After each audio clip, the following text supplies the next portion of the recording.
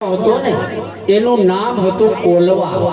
એક વાર એમના પિતાજીને બાર ગામ જવાનું થયું હોવાથી કીધું, બેટા કોલવા, પ્યારા કૃષ્ણને દૂધ ધરાવી દેજે। ત્યારે એના પિતાજી તો બાર ગામ જતા રહ્યા, પણ પેલા બાળકે દૂધ તો ધરાવ્યું, પણ ભગવાનને કીધું કે દૂધ પીવું છે નકર હું લાકડી વડે મારીશ। ત્યારે ભગવાનને એમ થયું કે આ બાળકનો ભાવ તો જુઓ, ખુદ કૃષ્ણ ભગવાન દૂધ પી ગયા। 2-3 દિવસ પછી એમના પિતાજી બારગામથી આવ્યા અને કીધું, બેટા કોલવા, પ્યારા કૃષ્ણને દૂધ ધરાવ્યું હતું। ત્યારે ભગવાનને એમ થયું કે એના પિતાજી તો ધરાવવાનું કહેતા હતા, પણ બાપ દીકરા બેયનો ભાવ જોઈ અને ભગવાન દૂધ પી ગયા।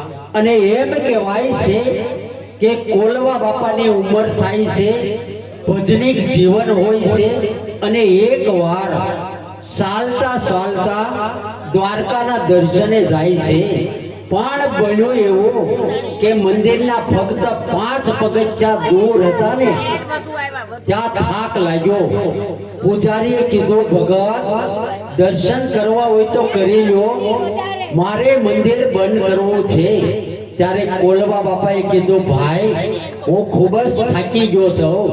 ત્યારે પૂજારીએ ન કહેવાના વેણ કીધા કે અહીં સુધી આવ્યા અને દર્શન કરતા નથી તો તમારા હાથ પગ ભાંગી નાખતા હો। ત્યારે કોલવા ભગતે એમના હાથ પગ ભાંગી અને મંદિરની પાછળની દિવાલે બેસી ગયા અને પૂજારી મંદિર બંધ કરીને જતો રહ્યો।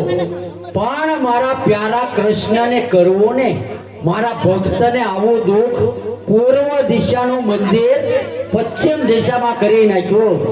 દેવળ ફેરવીને દર્શન દીધા। આ ભારત દેશના બધાય મંદિર પૂર્વ દિશાના છે, દ્વારકાનું મંદિર પશ્ચિમ દિશામાં છે, કારણ કે કોલવા ભગતને દેવળ ફેરવીને દર્શન દીધા।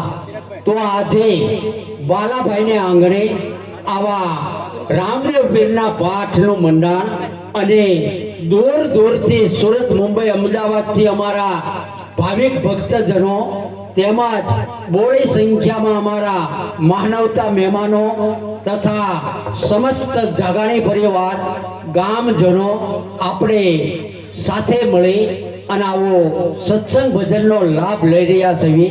અને આ સંતવાણીનો દોર મોડી રાત સુધી યથાવત રહેશે, કારણ કે રામદેવ પીર બાપાનો પાઠ અને એમનું સાનિધ્ય છે। તો હવે અમારા આગળના ભજનિક ગાંધીગીરથી માંડી અને ગુજરાત તક જેમની સંતવાણી થાય અને મવા ગામનું ગૌરવ